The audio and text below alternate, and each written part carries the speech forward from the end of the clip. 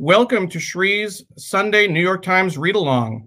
We have a great show for you planned today, and I want to give a special shout out to everyone watching the show on recording after the fact. We can always watch the show live at 8:30 a.m. Eastern Time or later on Facebook and LinkedIn. We have a great guest, Virginia Walden Ford, who will be joining us a little bit later. And Sree will be joining us as well momentarily. As soon as he is able to join us, we'll have him on the screen, and he will take over today's show. We have a number of special features planned for today. There's a great feature on data privacy and security issues. There was a special section that was put online back in December, but it's in print today as a special print-only section. There's also a great cover story. Hi, Emily. How are you doing? My daughter wanted to say hi to everyone as we're waiting. You want to say hi? Say hi. Hi. So we're just waiting. Shree's going to be joining in just a second, as soon as he can log in. But I'm just telling everyone what's going to be in the show today. We're going to have, so the special section on privacy. There's a great cover story on the cover-up in Iran around the downing of a jetliner. There is a special cover story on the magazine about West Side Story. So feel free, please stay around. Let us know where you're watching from, and hit share as soon as possible. And now, without further ado, we're going to bring Sree on to the program. Emily, say bye to everyone. Bye, Hello, everyone. Hi, Emily. Hi, Neil. Thanks so much for joining us, folks. We had some tech troubles only on my end. Neil, our wonderful executive producer, has gotten us started and launched on this terrific program that we now are using, StreamYard. So we've gone from Facebook Live being the only platform we're using to also being able to be live on LinkedIn and also archived on YouTube. So thanks for joining the New York Times Read Along. This is the beginning of the 5th year of the Read Along. And we want to get your advice on guests and other ways in which we can continue to improve the New York Times Read Along. Please tell us where you're watching from and share with your friends and family, please. Tag anybody who likes the news, anyone who should be interested in the news. Please do join us and tag them as well. Jonathan's watching from the East Village. And let me just show you here the view from my balcony on the Upper West Side of Manhattan. That's the Hudson River and New Jersey over there. And down here, you see the changed New York City skyline. There are now these very tall, skinny buildings that didn't exist 5-10 years ago. And you're starting to see them dominate the skyline. Way in the distance is the successor to the World Trade Center. Let me turn around just say hi to all of you. Thank you so much for being here and being with us, and for support of all our digital shenanigans. We do this every Sunday morning, 8:30 a.m. Eastern to 10 a.m., no matter where I'm in the world, because if I'm not live, Neil is. And we're only able to do this because we have terrific support from Paula Kiger in Tallahassee, who's helping produce this, and Steve Taylor in Philadelphia. Please follow all of them on social media. Paula is at Big Green Pen, and Steve Taylor is at Steve Derive, D-E-R-I-V-E, and Neil is at Neil Parekh. I'm at Sree on Twitter, at SreeNet on Instagram, and I am also, to the shock of my kids, now on TikTok, Sree.net, D-O-T-N-E-T, learning how to use TikTok.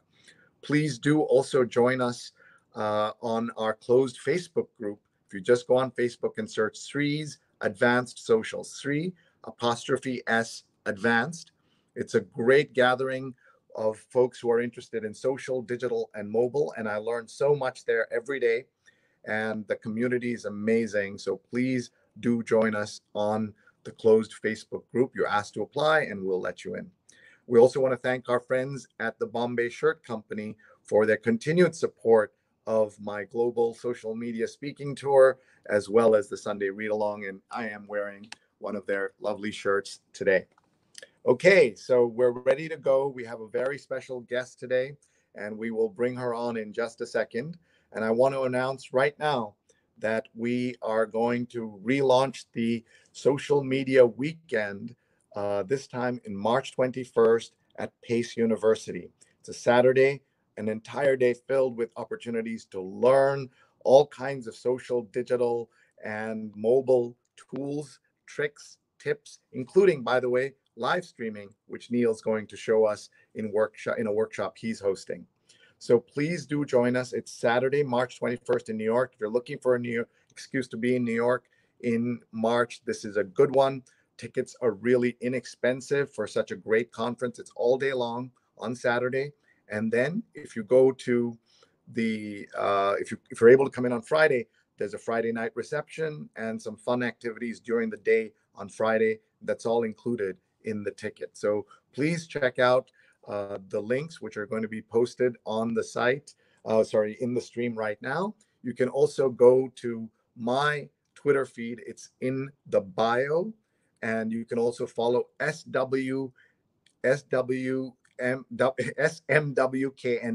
that's Social Media Weekend without any vowels, SMWKND.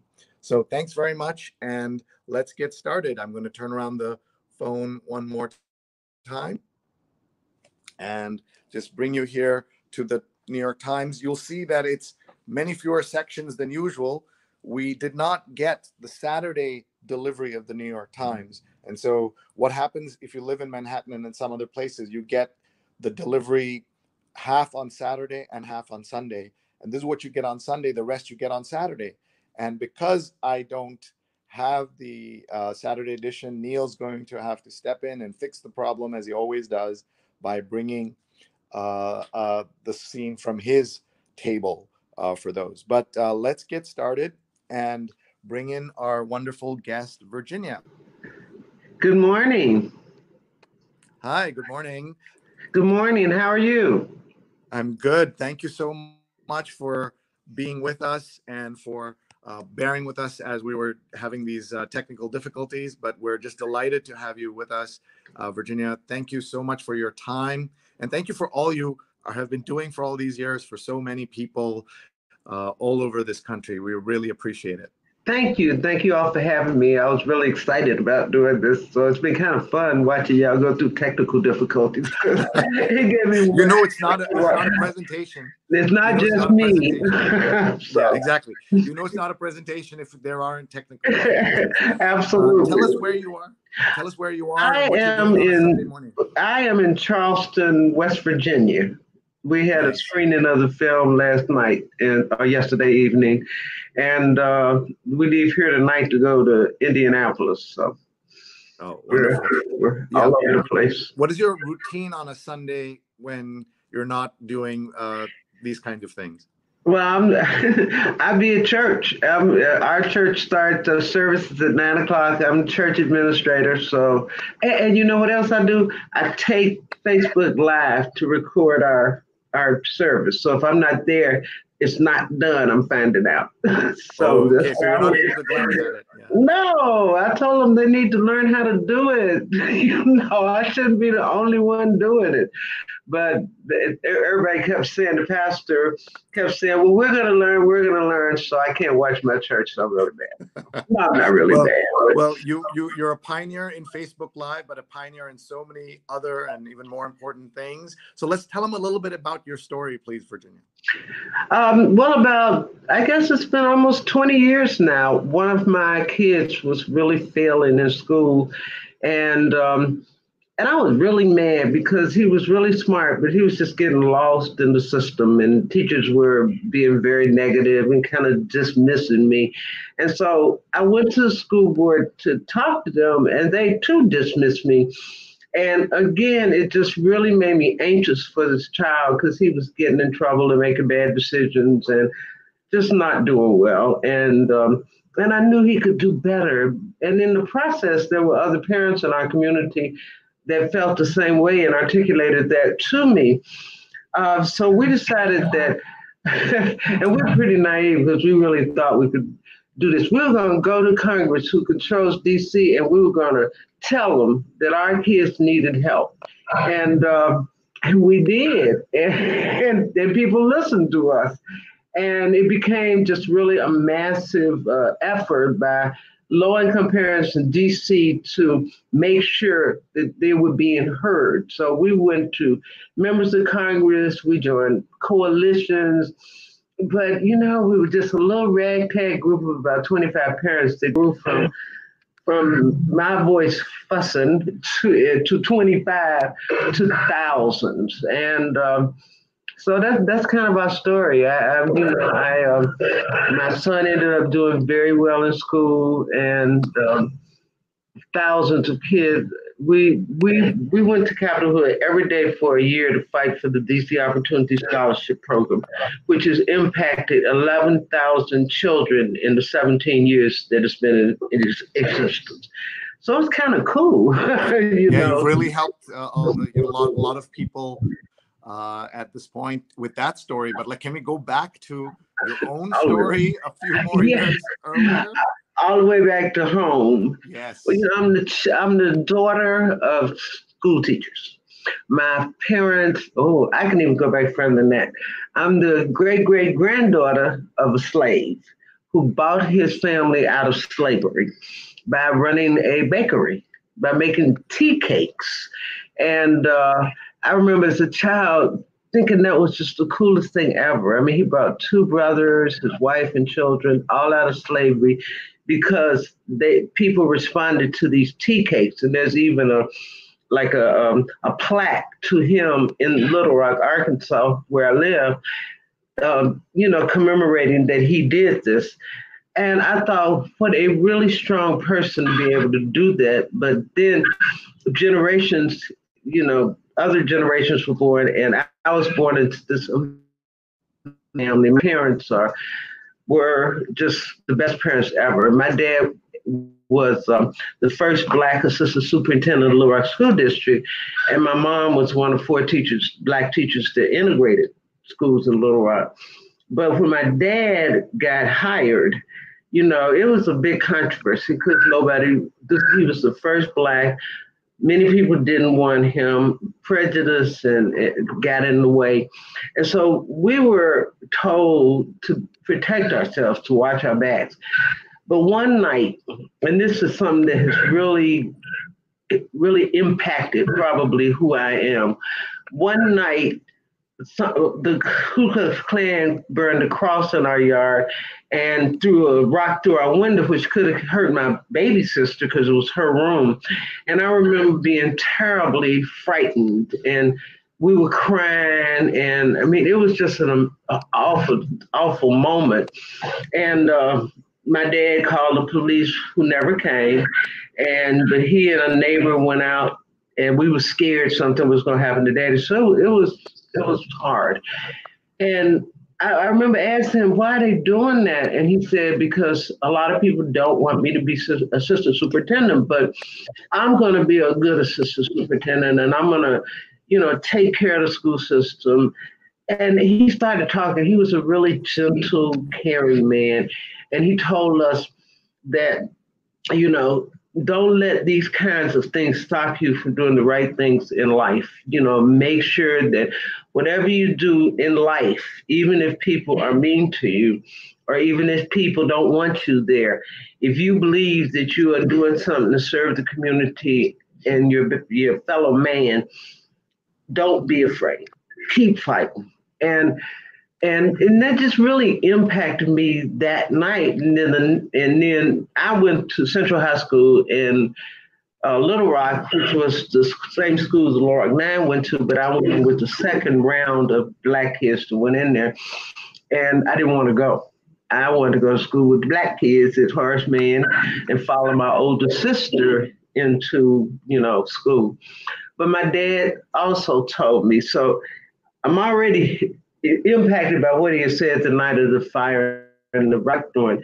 But then as he dropped me off at school, and I'm complaining and fussing like any other 14, 15-year-old, and he says, Virginia, or Jenny, they call me, you have a responsibility to go to this school and to do well. And I'm thinking, no, no. He said, but you have younger siblings. If you don't go and you don't go do well, and then your sisters, baby sisters, will be impacted. The world will look at all of us very differently.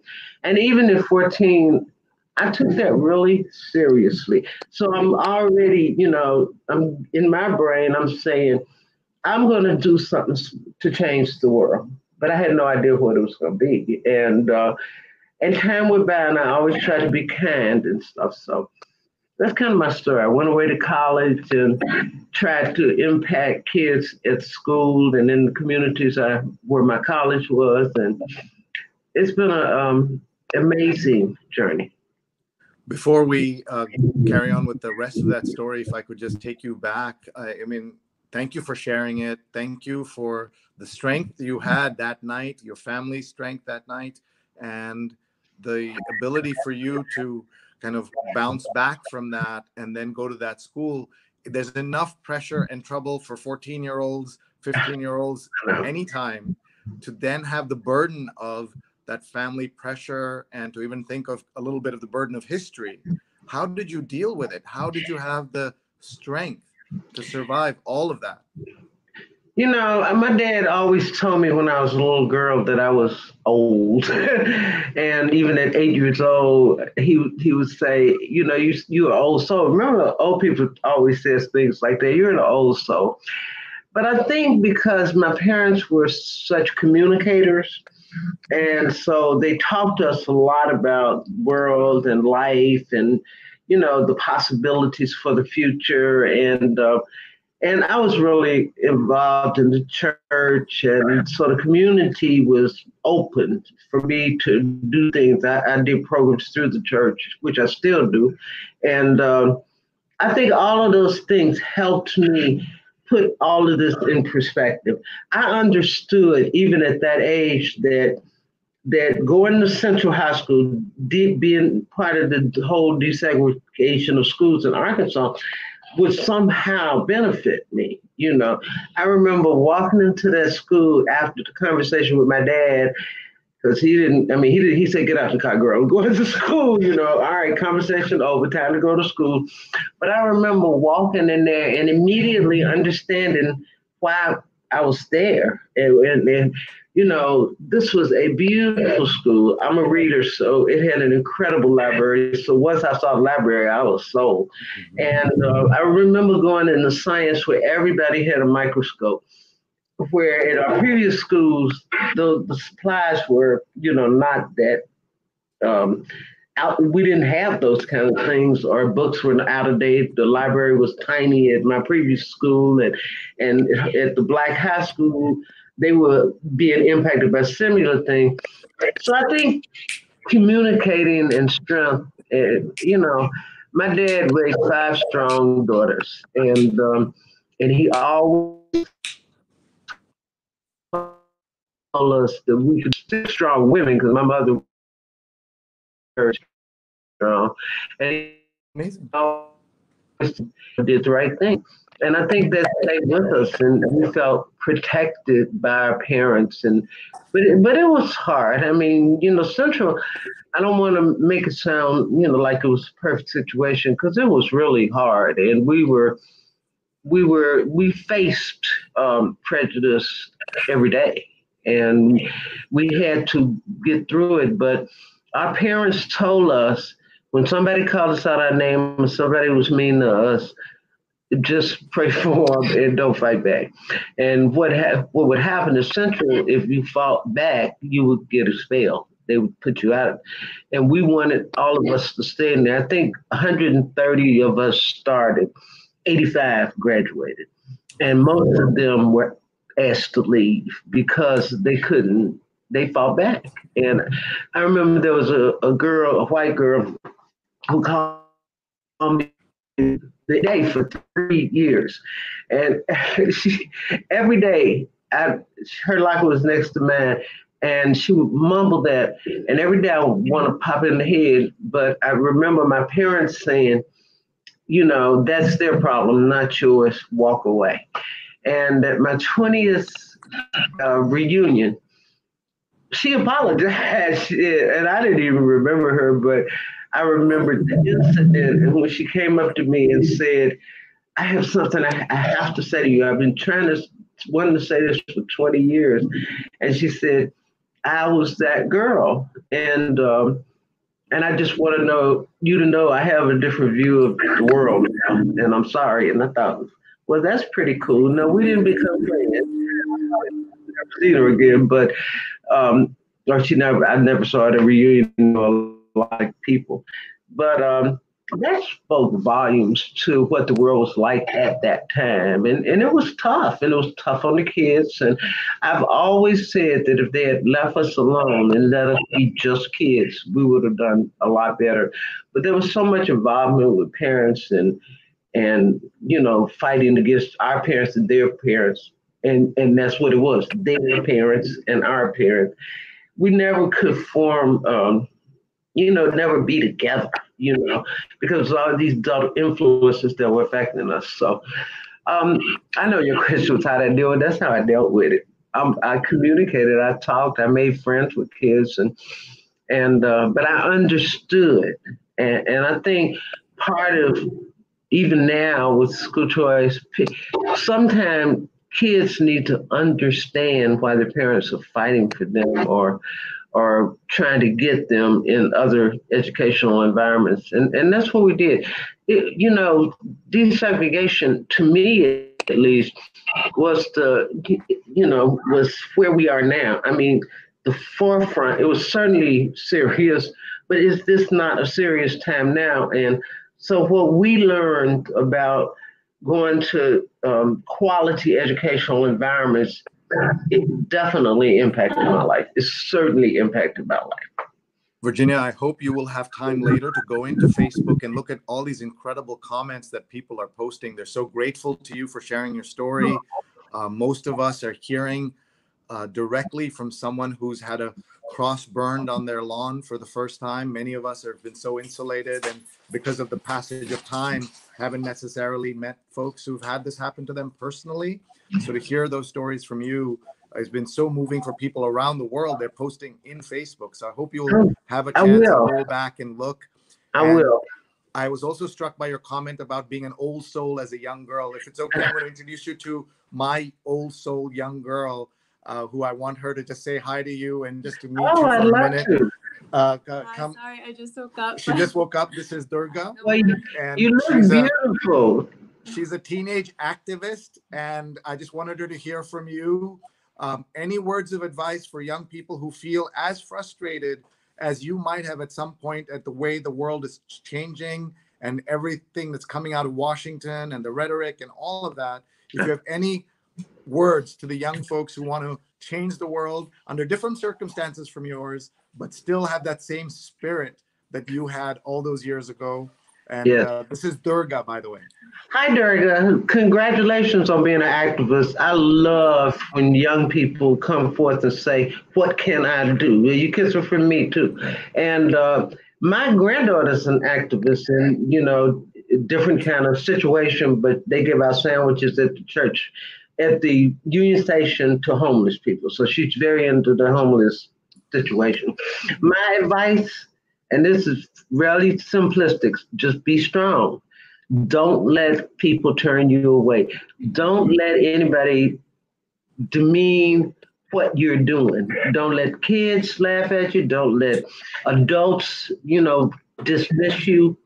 Stay strong. During the whole time that I was fighting this effort, I didn't know right away what to do. I had to see what was out there, and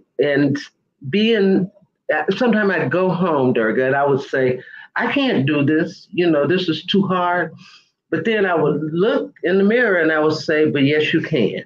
And that's amazing that you're starting off young and learning about what it's like out here and what you can do. But because I think I thought about it as a teenager, but I never said anything about it. And I wish I had now. It would have given me a lot more background on what I began to do later. So just stay strong. and keep fighting for what's right. Yeah, Don't let everybody deter you.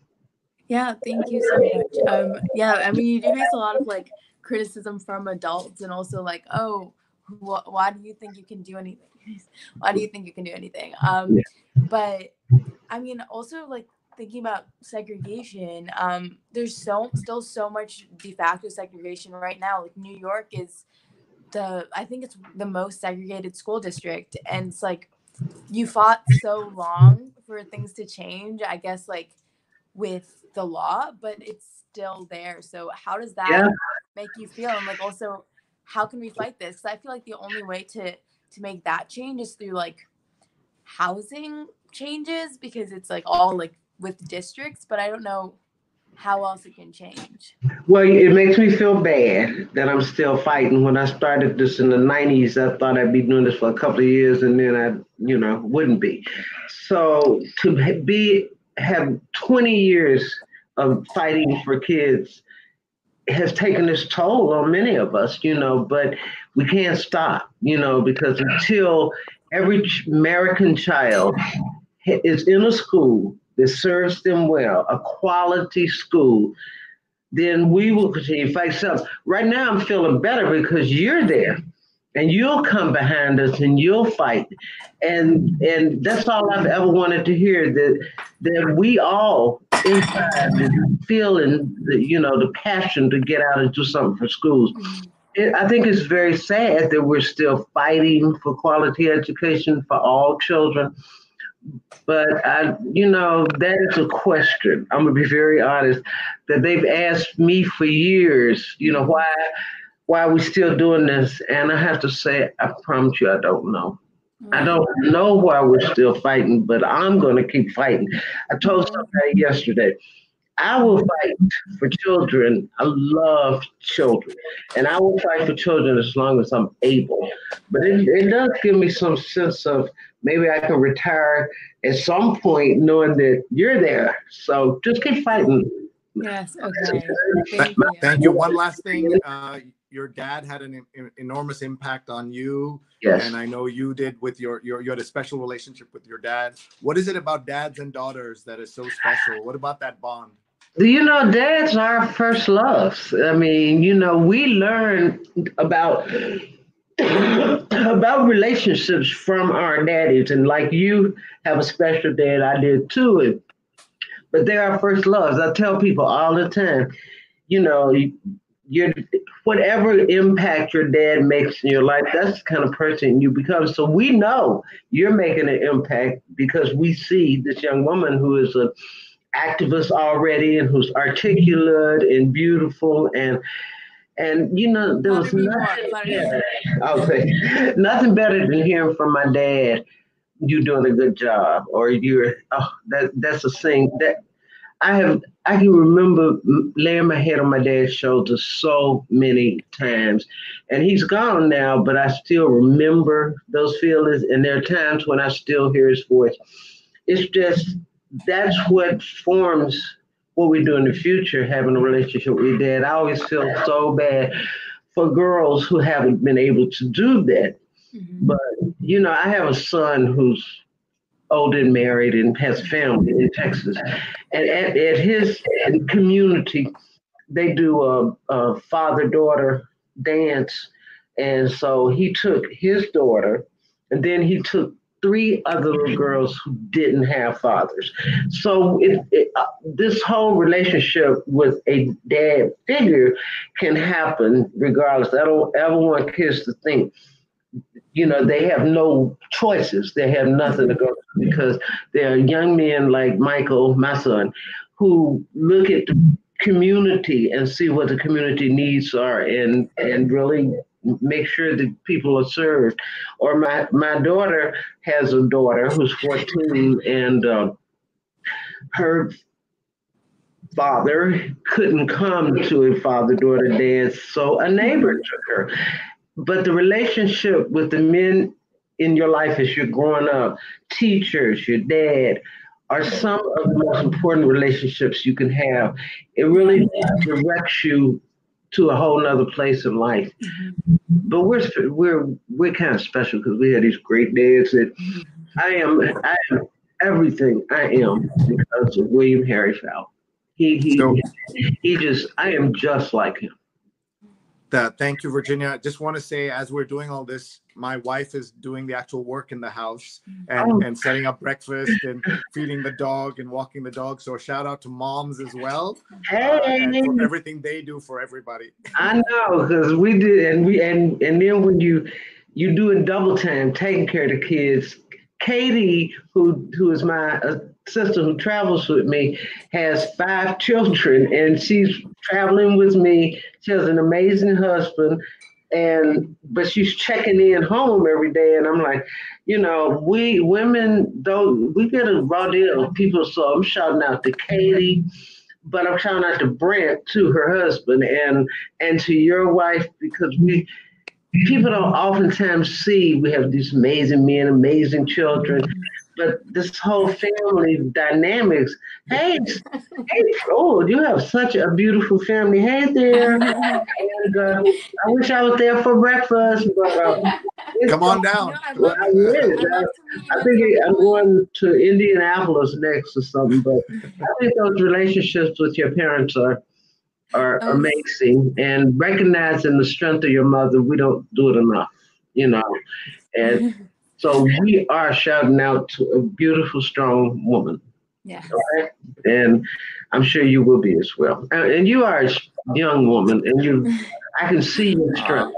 So She's going to say bye. Yeah, it was so lovely thank meeting you. you. I hope to meet you in person at some point if that's possible. But Okay, I, bye-bye. I, I would love to. That would be great. Bye bye, Erica.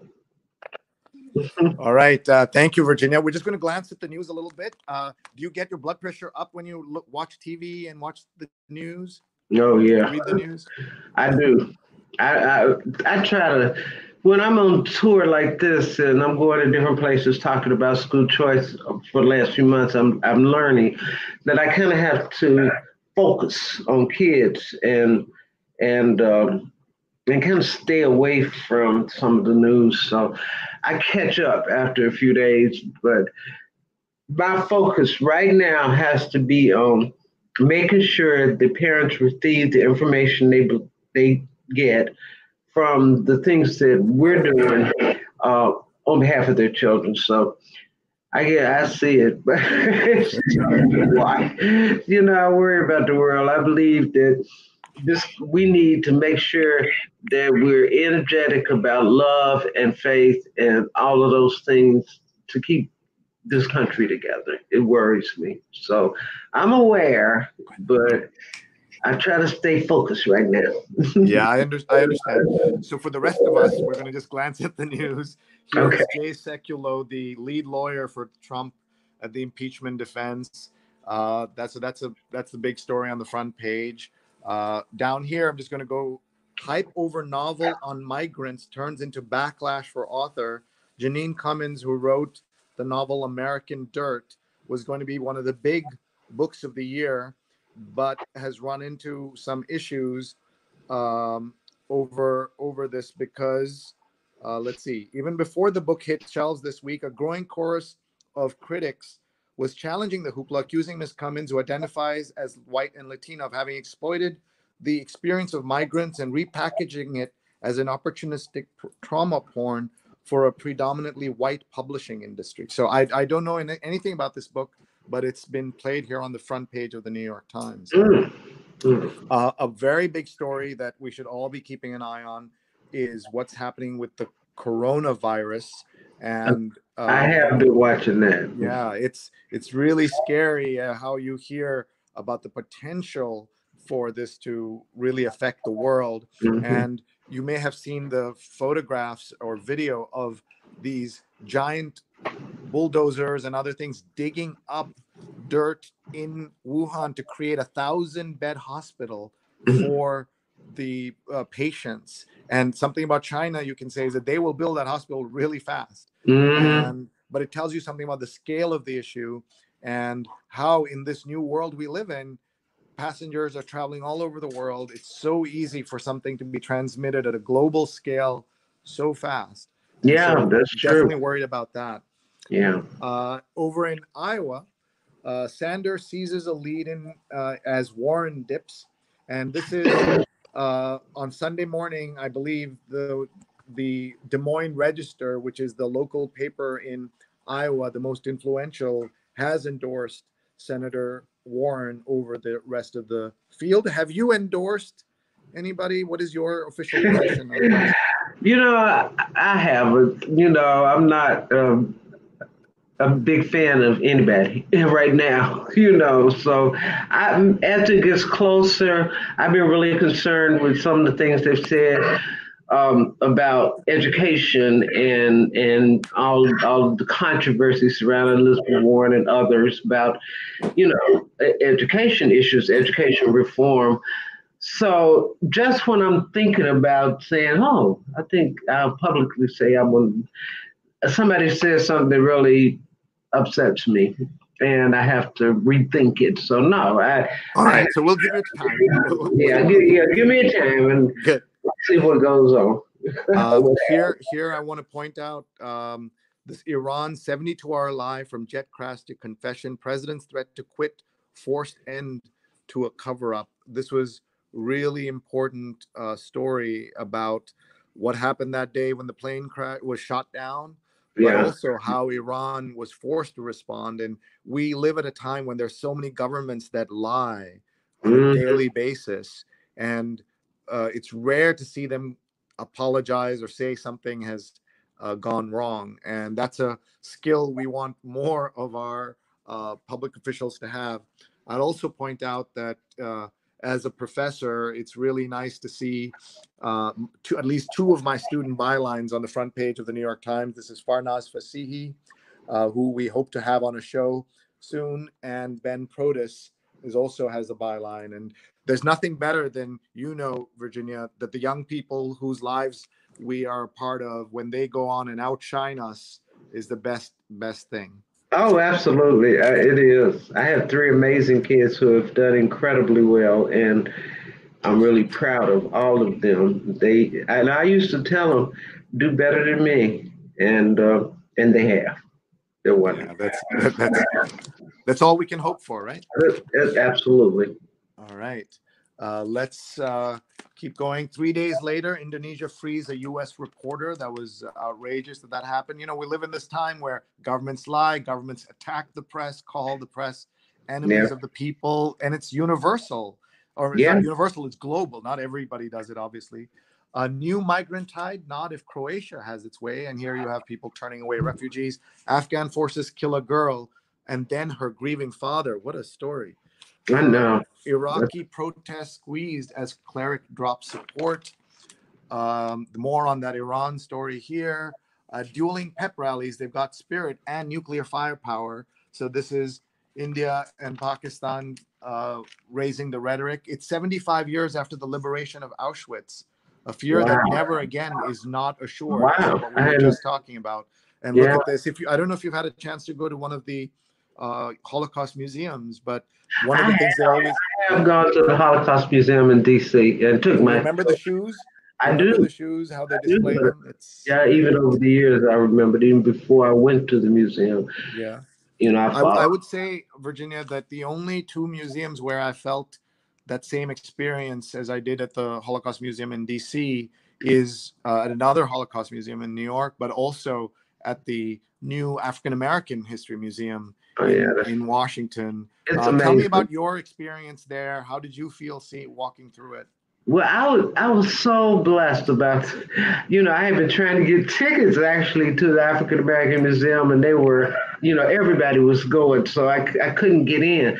Well, Uzo Aduba, who plays me in a film about our life, they set up a private tour. I was so happy. So she and I went to the museum and walked through it. It was an incredible experience seeing people that I knew about. The Thurgood Marshall spent the night at our house. And oh my God! Wow. Yeah, he was there defending the Little Rock Nine. He was on defending the Little Rock Nine, and he stayed at our house. I was a little girl, I was 6. And I remember this very handsome man came into the house, and I wanted to know who it was. And my dad told me, and he said, well, he's going to spend the night here in our guest room. And he's here for the Little Rock Nine. I knew who that was. And I had a cousin that was one of the Little Rock Nine. And I have a cousin.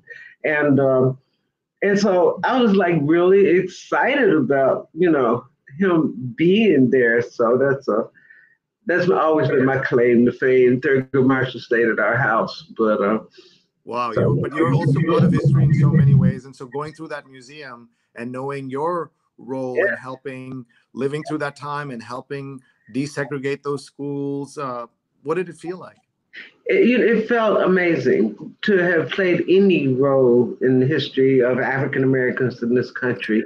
I was just taken aback. I could have spent many, many hours there at each exhibit, just thinking about how that had impacted me. I'm very lucky. I'm old enough to remember the civil rights movement in its heyday, in its beginnings, and that's a blessing. It was tragedy, but certainly has been a blessing for me. And so going to that museum, it was amazing. Uzo and I, sometimes we just couldn't speak. It was so overwhelming. And we were trying to get to know each other. She was trying to get to know something about me. And that museum, I'm so proud and happy that it was built because it gives children, I don't think a lot of kids know much about the involvement of African Americans in this country. And I think it's a really good way to continue to educate our children. Yeah, I love it. I completely agree and encourage everybody who's watching to put it on your bucket list. Please go. Yes. Please go more than once. Yeah. My friend Andrew Lee and our kids, we all went there, and it was so moving. And I want to go back. And Lonnie Bunch, who helped build that museum and built it, is now the secretary of the entire Smithsonian, which tells you something about the business success of that museum. Was amazing. And by the way, if you haven't seen it, there was a little bit of drama because in his autobiography, he wrote about taking President Trump through the museum and how disinterested he was, how little he knew about anything, and he was brave enough to write that up in the book. Good for him. And after that, he got the Smithsonian secretaryship. That's what it's called. The secretary is the head of the entire Smithsonian, as you may know. And one thing, if I can push back, Jenny, you said that you were proud of the work that being part of the history of African Americans in this country and what you've done, but you've done things for everybody in this country. So it isn't just for African Americans. No. What you did, your part of your work helped all of us. And I know. And Sree, when I go around the country, no matter where I am, when I close my eyes and I listen to what parents have to say, everybody sounds the same. They want the best for their children. It doesn't matter what color. It doesn't really matter what economic bracket. Everybody wants what's best for their children. And that's what I try to represent.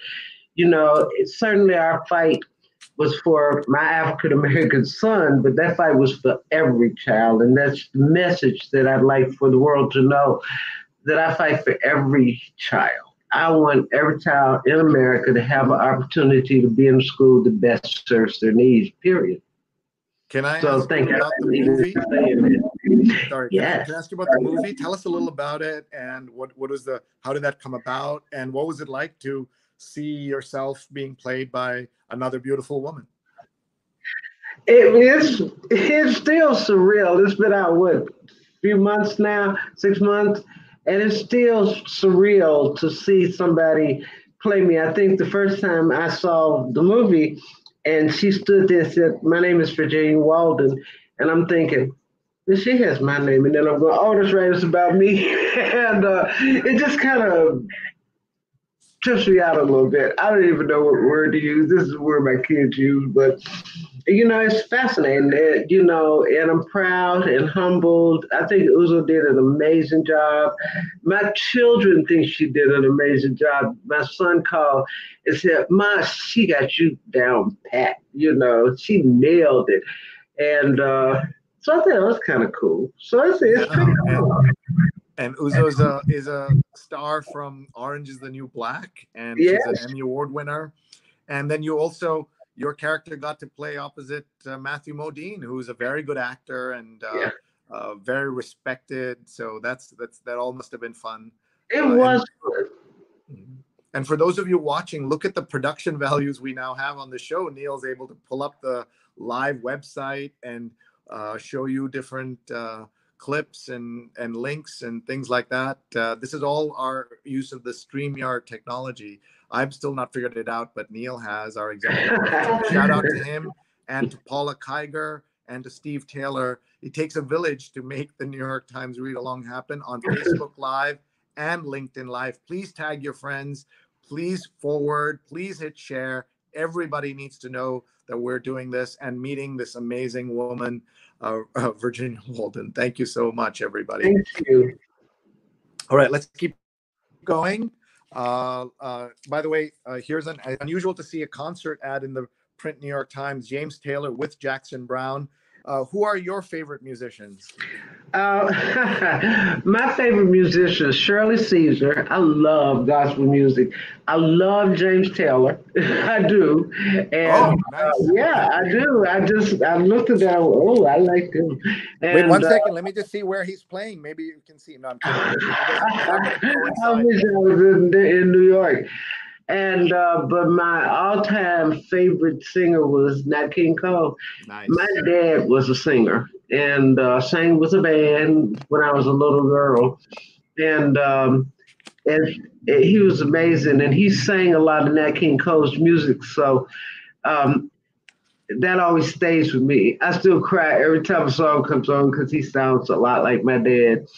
But I like every kind of music, but I am a big gospel music fan. I like James Cleveland and Shirley Caesar and, all those folk. It soothes me. It keeps me moving forward, So this book that's so controversial, it was actually picked by Oprah on Tuesday. So the backlash has been pretty fast. Wow. Look at this is Oprah and on the set of the CBS This Morning show. So that's pretty surprising to me how fast that's happened. There's Gayle King. Yeah, I see. Wow, I hadn't read that. I didn't know that. Yeah, Pompeo ignites outrage with statement reviling unhinged news media. This is a very weird but typically Trump story. The Secretary of State was interviewed by this reporter, Mary Louise Kelly. He was very angry at her questions, then took her to a private area and then yelled at her. And then when she revealed that happened, he issued the most unhinged statement ever to come out under the State Department seal. And at the end, he said he accused her of confusing the Ukraine with Bangladesh. And that is impossible. She's a European studies major, a reporter for NPR. There's no way she would have done that. His boss could have done that. He could have done that. But there's no way she would have confused Bangladesh for the Ukraine. But that's the world we live in now. Yep. Carol Serling, obituaries, keeper of Twilight Zone flame, dies. Still inviting viewers into a dimension not only of sight and sound, but of mind. Do you remember watching the show? So this is Rod Serling's wife. Yes, I do. I do. Rod Serling, yes, I do. He died at 50. She lived on till 90 and Wow. kept his legacy going. And I love reading obituaries. I do too. They celebrate people, but of course you feel bad because there may be people you know, or parents of people you know, as you start reading these things. Here's a Broadway producer, Margot Lyon, 75. Yeah, it's just great information. Great. Yeah, about people that I love to read about. Yeah. All right, Neil's going to tell us when we're going to look at some of the other sections, including a very special section on privacy. So Neil will give me the heads up when we're moving to that. But in the meantime, let's look at the Sunday Review. The known unknown, surveillance capitalists control the science and the scientists, the secret and the truth. And this is part of that issue of privacy, but there's a whole special edition that Neil's going to bring us to Neil. Take us away whenever you're ready for that. But otherwise, we'll just continue. Of all Trump's defenses, this is the lamest. Only the voters can send the president packing. That's a joke. Scandalize, minimize, repeat as necessary. Right-wing media have long been laying the groundwork for Trump's acquittal. Darkness where the future should be. Michelle Goldberg, what happens to a society that loses its capacity for awe and wonder? That's a good question. And here comes Neil. Neil, you want to tell us what's happening, what you're about to do? And here's our friend, Kamal. You want me to come on? Hi, Kamal. Hello. Sat Sree Akal. Hello, Sat Sree Akal. So Sree, what I'm doing is I'm bringing in Kamaljit Singh, who is an expert on digital security and privacy matters. Virginia is still with us, so I don't want anyone to be worried. We will get back to her. With StreamYard, we can bring up to 6 guests onto the show at any time and have people waiting in the wings. Kamal has been waiting patiently, watching the show and on his tablet and keeping the computer at the ready. Now, one of the things, as you were mentioning earlier, Sree, for some reason you didn't get all the sections this weekend, and we're not sure why. So the special print edition of this privacy project is really interesting because it went online December 19th at the end of last year, but they didn't pull it together and insert it as a special section until this weekend. So I definitely encourage folks to go out and get the hard copy. But we have Kamaljit on to walk us through. I'll take myself off the screen. No, actually, Neil, why don't you, since you have the paper with you, why don't you read through that with him? And I think that might be easier. Is that okay? Yeah, I can go get the hard copy. I don't have it with sorry. me. So you're just looking at the digital. Okay. I have the digital on screen for you, but I can get the hard copy if you'd like. Well, no, but why don't you talk it through with him since I haven't read the section? So do you want Sure. to? So I'll sorry, guys. Yeah. I'll take you off, Sree, and bring you back in a little bit. Perfect. So Kamaljit, we'll take a look at the digital edition if that's okay with you. So tell us a little bit about what the New York Times has done with this special section. So this is a pretty fascinating piece. So those of us in in the kind of the tech space, we've been reading about this for years in kind of techie focused articles. So this is not like this is not for us a very new thing, but for the general public to bring it together in this way, at pulling together so much data. The article says that they tracked the data set that they reviewed had 50 billion location pings. Location ping meaning, okay, my phone, I'm over here, at this location in Queens, in Brooklyn, et cetera, et cetera. And the total number of individuals, we're looking at 12 million American phones over here. So they were able to take all of that, review the data in over a long period of time, and figure out how easy or hard is it to find out who the actual individuals are behind the data. And the kind of the scary part is that it's pretty easy to do it. A lot of the tech companies will say, "Oh, it's all anonymized data, right?" You sure, but it's not hard to figure things out. Like for example, some of these sections they talk about. Let's say you are a member, you're a worker at the Pentagon, right? It's not that once you figure out, okay, this location ping, if you will. It starts over here in this part of, let's say, Alexandria, and goes to this other part, and then it does that every single day, 5 days a week, let's say. Then it's not that hard to figure out who they are. Like you could look at public information, couple this data with public information, like who owns, the home that this is pinging at, and so on. So they were, I encourage everyone to get the hard copy. I've read online, of course, but the hard copy is pretty impressive. So I would say that's an example of tracking a senior Defense Department official, for example. Sure. And of course, one of the things that we do on the read along is we celebrate print and are always impressed with what they do with special sections. Sure. But there are some projects, and thank you for having the print ready, Kamaljit. That makes it easier. Yeah. There's some things you can do online that really bring a story like this to life. And Correct. so watching the dots on the screen, seeing the animation Yep. of this is really really something. Yeah. So if you, and as you continue into this, there's a piece on Pasadena, right? They went, you know, the Times journalist went over there, and this is about the kind of the education sector over there. And one of the school administrators, you know, they looked at some of these maps, and they said, wait, so are all these green dots? Is that one person? You know, they said, no, it's not one person. This is like all the people, right? Like, oh, this is no good, because, you know, this. So, you know, there's I like the way that this section got into many different examples. So it's not just one particular sector of society that's, you know, at risk here. It's everybody, everyone from you know, you're a teacher, you are a Defense Department administrator, you were working in the Supreme Court, one of the techies over there got caught in this, right? You could be working on the power grid, right? So if you think about foreign intelligence agencies, they, you know, some of them would that are more nefarious, they would love to find out who is working on the power grid and who we can compromise.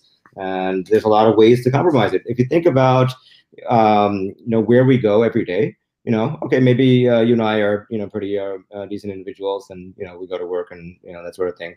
But some people, you know, venture into other areas that they would find embarrassing. And if it's embarrassing enough, then they can be blackmailed. So these are all significant concerns. I'm just going to do a quick audio check. Steve, you can hear me? Can give me a thumbs up if that's a yes. And Sree can hear me as well. But were you not able to hear Kamaljit? That's I'm just wondering why. I know I can hear him, but so Steve, give me a heads up. Can you hear Kamaljit when he was speaking? Is that a yes, Steve? Okay, Steve was able to hear him, so that's good. Okay. Kamaljit, do me a favor. Walk us through this section, the 3 steps to protect your smartphone. Sure. I was hoping that we would highlight this, because you know, when folks read a lot of these big blockbuster stories, then they are, you know, it's easy to get overwhelmed and say, oh, you throw up your hands and say, I can't, you know, I don't know, this is out of my hands, it's so beyond what I can control. So, you know, then you essentially just stop caring, you ignore it, right? You say, okay, what can we do about surveillance? Not much. Okay, so I'm glad that the New York Times had this, and this is an interesting way to consider print versus online. Online, they actually have videos, so you can. That's also helpful. So for both Android and iPhone users, it'll show you how to disable location tracking. Yep. So I see you've got it on screen. Exactly. That's exactly what I mean. So if you have an iPhone, which, you know, is looking at right over there.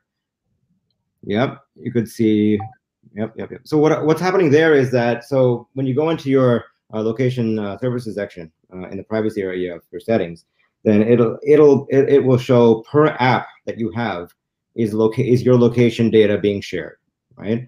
Unfortunately, for a lot of things, you know, it's probably turned on, right? So you may want it on. You may make the decision that you want it on for Google Maps, Apple Maps, etc., Waze, because you want to get somewhere and you need to know how to get there, right? But does your coupon clipper app really need it?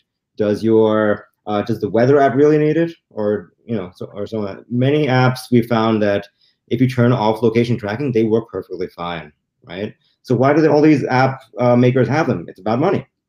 So some of these apps are getting money from firms that want your data, and, you know, they just put the relevant code in there, and then your app, you are now able to transmit. Your phone is now able to transmit all that location data over to them. So I think that's some of the benefits of being able to look at it online, and you know, exactly. We are in the print that way. You have to read this paragraph to figure out, okay, I have to go to settings, privacy, location. But for those of us like myself, even, like, it's easier to just look at it in a video clip. Absolutely. So Kamaljit, I'm gonna take it off the screen and get to a couple of comments that came in while we were talking. Sure. And then we'll throw it back to Sree. I know that let's see, Stefan, our friend Stefan, had a comment. And he wants to talk to you about Adobe Spark Post, a couple other things. So reach out to him later. Yep. And Paula was sharing the link in the feedback. So as Jonathan is adding an interesting comment. He has hearing aids that are Bluetooth enabled and controlled through his mobile phone. So he needs to turn off both Wi-Fi and Bluetooth when he leaves his apartment. That's a good point. That's kind of more a little more advanced. Yeah. So even if we go ahead and do what the Times is saying, turn off location tracking for all apps that don't need it, that doesn't necessarily make you totally unfindable, because these companies, they're always looking for other ways to do it. Bluetooth is one way they can figure out, associate, kind of a profile with you. So Bluetooth, Wi-Fi, all these things. So it is a wise thing to do, to turn it off, when you don't actually need it. Great. And so again, I'm just putting your social media handles on the screen if people want to follow up on Facebook, Twitter, and Instagram. And thank you for joining us for this quick cameo. This special edition on privacy, I think, definitely warranted it.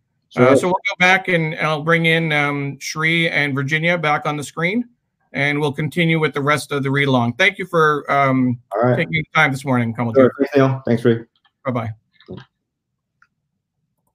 So just like that, we'll switch back to our regularly scheduled programming. I'll bring Sree on the screen. Sree, the magic of StreamYard. We can move people in and out, and I can bring Virginia back in. All three of us can say hi. Hi, Virginia. Thank you so much. Hi, you're welcome. Loving everything that you're sharing, and looking forward to the rest of the conversation. Make sure to tell Sree about the snacks that you hand out through your church in Little Rock. Go ahead. We're back. Okay. And Sree, we can't hear you, so not sure why we lost your audio. Can you test that again? Say hello. And yeah, we can't hear Sree. So Sree, what I'm going to suggest is I'll continue. You try restarting your phone, coming back in, because we want to get you at the end at least. So restart, and I'll see you in a bit. So Virginia, I'm going to take over from here. Okay. Again, if you could share your the story about your the snacks that you hand out in at the school. I will. Thank you. We our little church is in a community that's very, very challenging. We serve one of the only public housing projects left in Little Rock, and it's a large amount of people. Well, a few years ago, our pastor and I were talking about what else could we do to help the community, and she noticed especially that there were buses that stopped right around the church. So like 5 or 6 of them, because kids in Little Rock are still bused to schools. And so we would talk to the children. And one of the things that is a serious problem in this country is hunger. And a lot of times these kids in this particular community get out of school, get off the bus, and don't eat anything until dinner is done, because that's the meal that their parents can afford to give them. And we all know, we have kids, so we know that time from 3:30 when they get out of school, or 4 o'clock, whatever, till dinner time can be enormously difficult for children that don't eat. And I believe that not eating affects how they do homework, how they interact with other children. So we decided we'd start this, at least a snack program. Actually, the first 3 years, we did it 5 days a week. Then the second year, because it is totally food and money donated from our little small congregation, we just couldn't afford to do 5 days a week because it was costing us more than we had. So, but we still do 3 days a week. So Tuesday, Wednesday, and Thursday, 5 busloads of kids come to our church and our little snack program, and receive enough food. We try to keep everything very healthy, and they receive enough that maintains them from 3:30 to whenever they have their next meal. And so we started off thinking we'd have 10, 15 kids. We ended up, for 3 years, we had over 100 kids that came every day. Now, the public housing project is changing a little bit. They're renovating some properties and actually moving people out. But we have children, so now we have between 40 and 50 kids every day, Tuesday, Wednesday, and Thursday. But the beauty of it is some of the kids that have moved to other areas of Little Rock come back for the snack program. And that was great because we had like a whole family with 8 kids that was moved to another property. And all 8 of the kids showed up the day before I left to start the movie tour. And I was so happy to see them because they have told me how hungry they are and how this snack program has really made a difference. But I'm not sure if I knew what a difference it was making to one rainy day. I mean, it was really, really raining. And we lose kids when it rains because, the buses, they still have to walk a couple of blocks to the church. And so I was sitting there, I was having this conversation with myself about whether I wanted to go out in this monsoon. It was really raining hard. And something said to me, you need to go to the snack program. You need to open it up today. And I just had that, that feeling I should be there. So I get to the church where the snack program is held, and I open the door and I'm putting out stacks, and this little girl runs in and she's just soaked from head to toe. And she said, Miss Virginia, I'm so glad you're here. My father didn't come home last night, and we have no food in the house, and my siblings and I are hungry. And so I gave her half snacks in the building, but and then I took her home because it was raining so hard, and I knew her story. Her mother passed away, and her father was trying to raise 3 kids, and he had a construction type job, but sometimes he would have to work late. Now, I never found out why he didn't come home that night, but I knew those children were hungry, and I took them home and gave them food, whatever they needed. But it really made me realize how important this program is and how important it is to feed kids. A lot of families, they do their best with what they have, but sometimes that little snack period gets, not handled well. And just for my own kids, I know how it's important that they have. So we do fruit and, things that have a little bit high property food value or whatever. And then sometimes we do Pop-Tarts, because they really like those. And when you're operating on a budget like we are, a small budget, sometimes you have to do what will fill the kids up. And Pop-Tarts is one, even though a nutritionist friend of mine said it has no value, But they like it. And so I know they're going to eat it. And I know at least that one little period of time. And we give them whatever they need. But the bonus to this program has been we've helped kids in school. They bring their report cards to me, and I never asked for their report cards, but over time we got close, and I would ask them about school every day, and they would tell me about what happened at school. And then they immediately started bringing their report cards to me, which is just wonderful. And we talk about the report cards, and we talk about how they were doing, and some of the kids that were not doing well, the whole group would say, Miss Virginia, he got a D or an F. And I would go, oh my goodness, why'd you get a D or F? And then, it gives you an opportunity to kind of help them. A lot of my friends are teachers or amazing people who are kind of semi-retired. So we've had people come in and help kids. And then additionally, we've met the parents. The parents have begun to come in and they actually help out at the snack program, even though their kids would have already gotten their snacks and gone, or they just need somebody to talk to. It's just an amazing program. Black, white, it's not limited to just Black kids.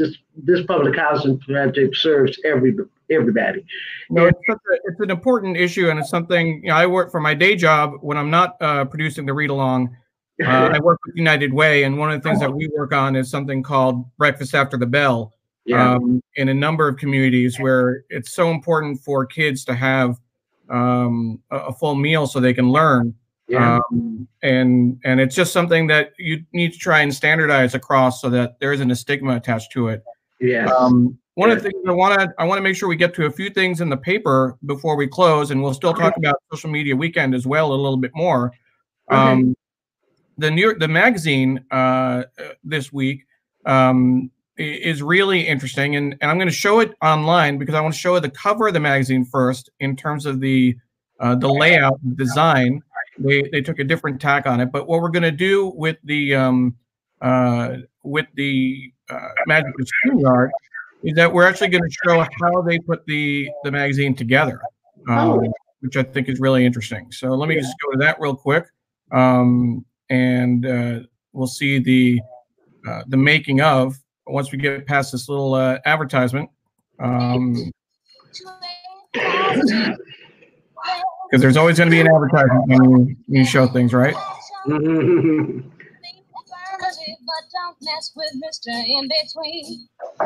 And now the video.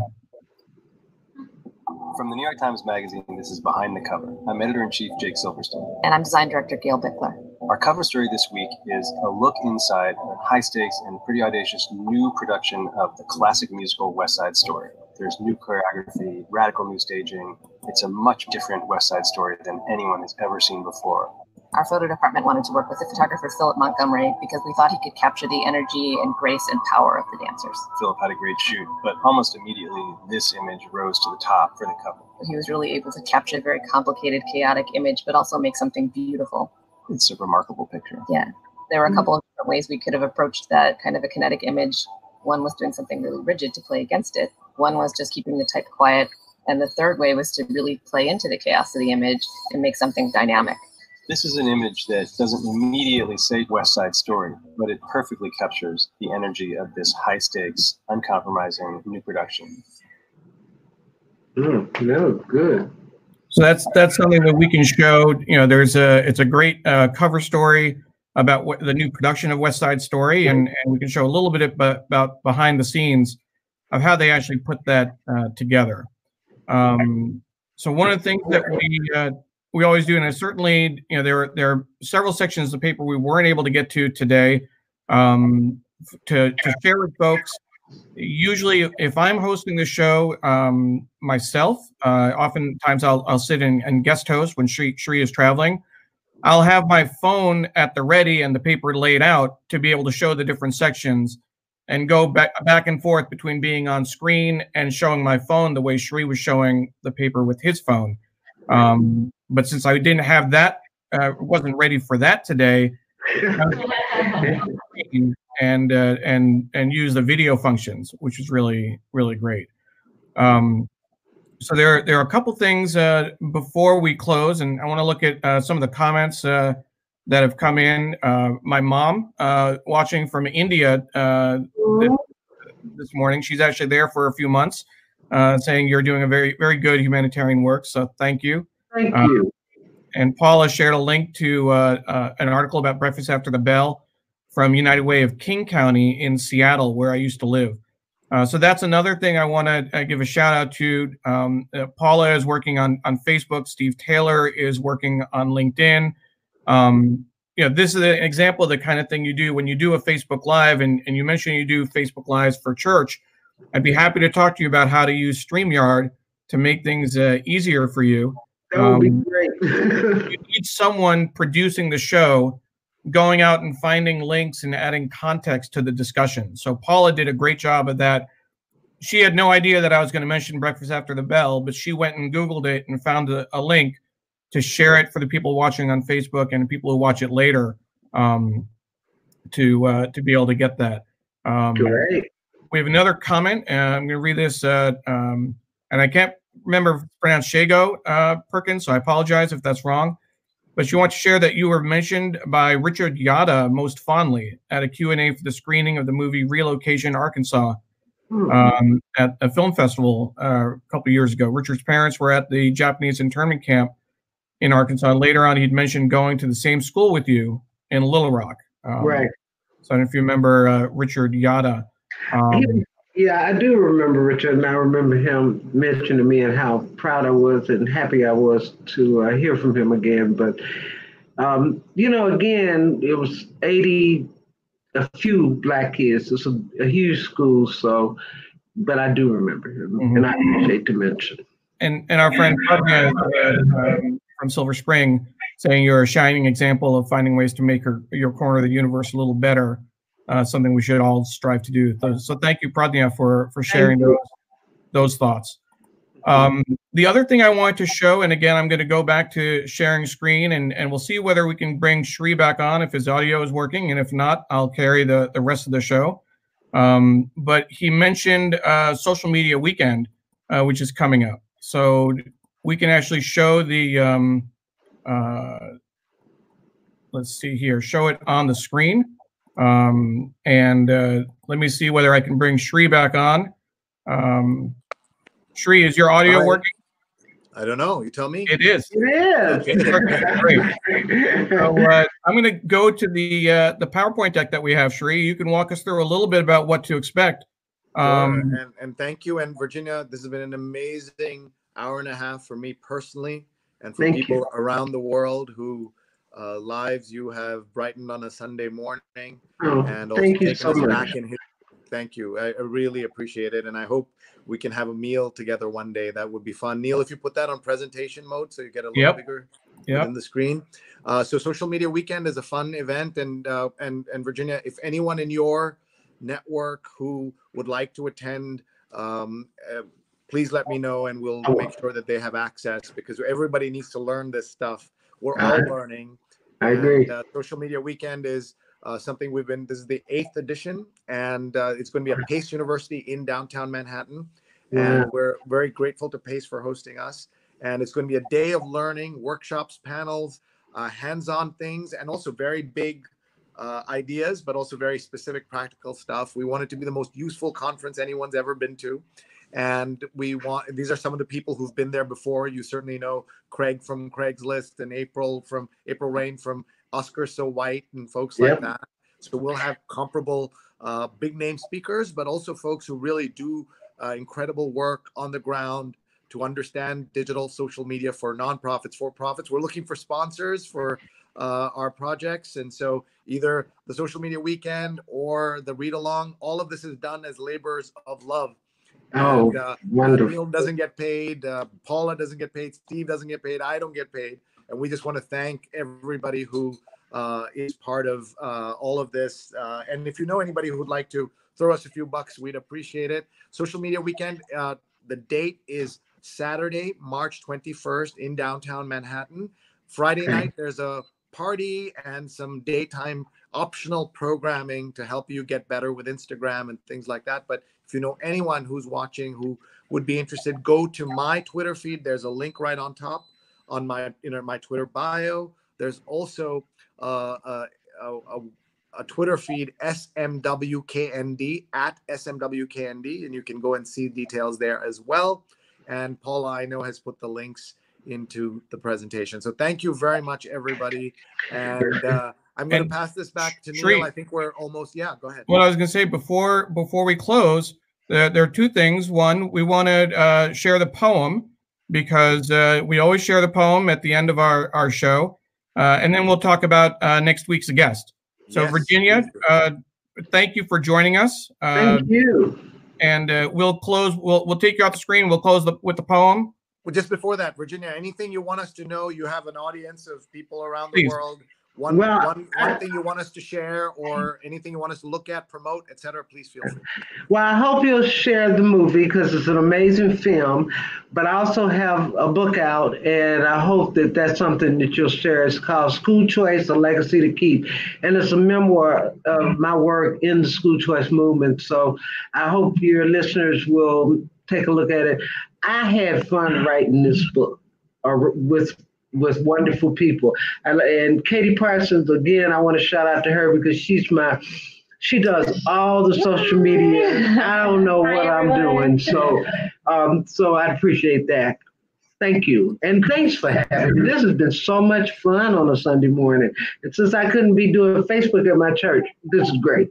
Okay. I just want to make sure you're okay. You square me away with the man upstairs because, I took you away from your Facebook Live.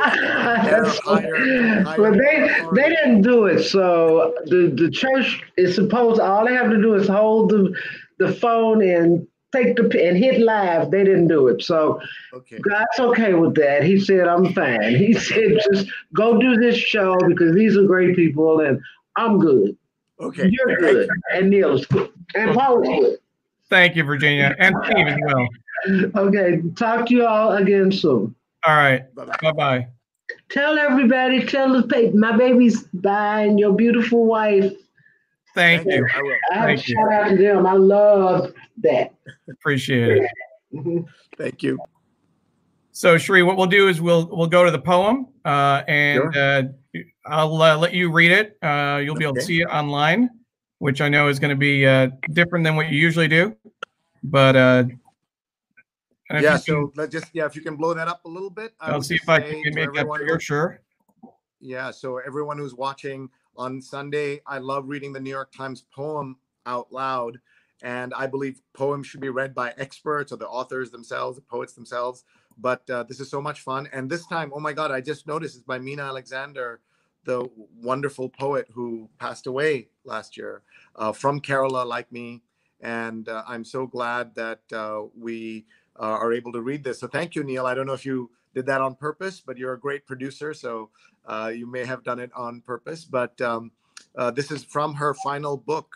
And this was, it's called Grandmother's Garden, section 18.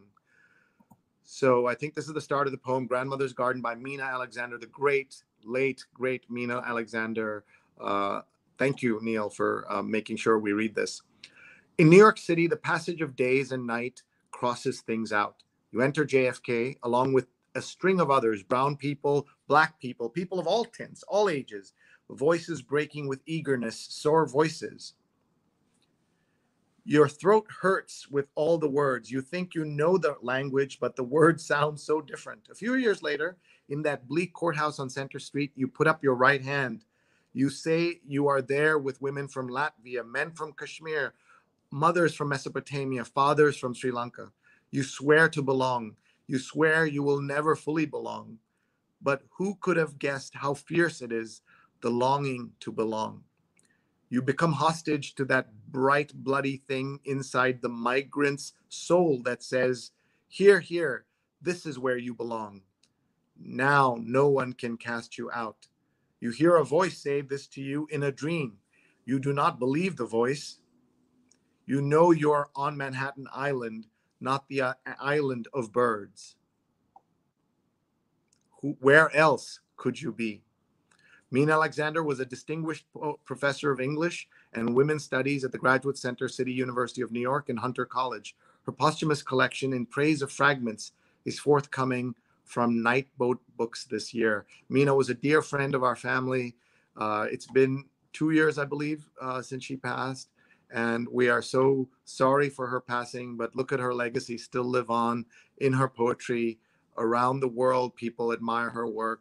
And now here it is in the print New York Times for a Sunday read along, and I've had the opportunity to read it. Thank you, Neil, for making this happen. This is one of those amazing things that this technology makes possible, and the unusual stuff. And now we're not just on Facebook, we're on LinkedIn as well, and on YouTube. And I just want to do a shout out to the entire team, Steve Taylor, who's at Steve DeReeve, Paula Kiger at Big Green Pen, and Neil, who's our wonderful, at Neil Parekh, our wonderful executive producer, for making all of this possible. What started as me just holding up the phone to read the New York Times has morphed into something bigger, better, more ambitious, more global, and always on time on 8:30 a.m. Eastern Time Sunday. And I'm just so thrilled that we have taken this to these new heights, but only because of this team. And they're in Philadelphia, Tallahassee, the suburbs of Washington, D.C. and in New York. And it really takes a village to make all this happen. Let's talk about the guests next week. We have a double Parekh edition. First time ever. We've had Emily Parekh come on the show, but this is the Devin Parekh, who is Neil's cousin. He's a venture capitalist. He's on TV all the time, and he's a great person for us to hear from. And he's kindly agreed to be interviewed by his cousin next Sunday, February 2nd. Please do check this out. 8:30 a.m. and that is Super Bowl Sunday, isn't it? It is Super Bowl Sunday, and I am thrilled. Not only Devin is my cousin, he's also Emily's godfather, but more importantly for folks on the show, he is a venture capitalist focusing on social media and consumer internet businesses. Oh my God! Have him come out to the weekend and talk to us. Absolutely, he's been very active in politics, in a number of charitable causes, including supporting efforts around multiple sclerosis, Public Color, which is a great nonprofit in New York City, and is very active in his kids' schools as well. So I look forward to interviewing him. And actually, the text I sent him was that we need to talk. We need to figure out, what of the many things he does that we should cover on the show. In addition to talking about the news. So looking forward to that. And Sree, I just want to note that you figured out how to change your name to say Sree is grateful to Neil, Paula, and Steve. Good, nice touch there. And a big shout out to Steve and Paula as well, our production team. We would not be able to do this without everyone's support. A couple of comments on the poem. And Sunny saying thank you to the team. Laura recognizing the double Parekh. I guess those were matching smiles. And Paula saying she appreciates being involved. So Sree, again, I want to close with a thank you to you for this incredible community that you've built up around the Read Along. You've been doing this for 4 years. I've been involved for about 2. But also, just to take a moment, the fact that you trust us with your show and that your production and that we do so many things in your name means so much. So anytime I get a chance to guest host, it always is an incredible honor and a privilege. We get to meet great guests like Virginia Walden Ford and friends like Ron Thomas. Recently being able to see Amy Verschup and the New York Times Travel. Oh, yeah. Wow, I'm so sorry I missed that. And that was an incredible show. I watched it later. Everybody go back and watch that show of the New York Times travel editor discussing on the day the 52 Places issue came out. She was in her home hosting Neil as they read the New York Times and that section. And she had last year's 52 Places Traveler join her, which was incredible. Sebastian Modak. To have that as a show tells you something. And I also want to say we're doing all these shout outs. Our audience, this would not be a show. Absolutely. Amy would not come on if she didn't know the value of the audience that we have gathered around the world every Sunday, live or recording. Thank you, everybody who does this, including the folks who get up at 5:30 in the morning in California time to watch. It's a beautiful, beautiful thing. So thank you to everybody. And we'll keep doing this as long as people are interested. 8:30 a.m. Eastern time on Sundays. And please join us on Social Media Weekend, March 21st in New York City. And also on my closed social media Facebook group. It's called Sree_S Advanced. Just search Sree_S Advanced. And the Social Media Weekend links have been put on the stream so you can see it. And we'll see you. Get back to your Sunday, Neil. Get back to your Sunday, everybody. Wherever you are in the world, we're so grateful. I'm so grateful. Thank you. Thank you. Thank you. Bye-bye. Thank you.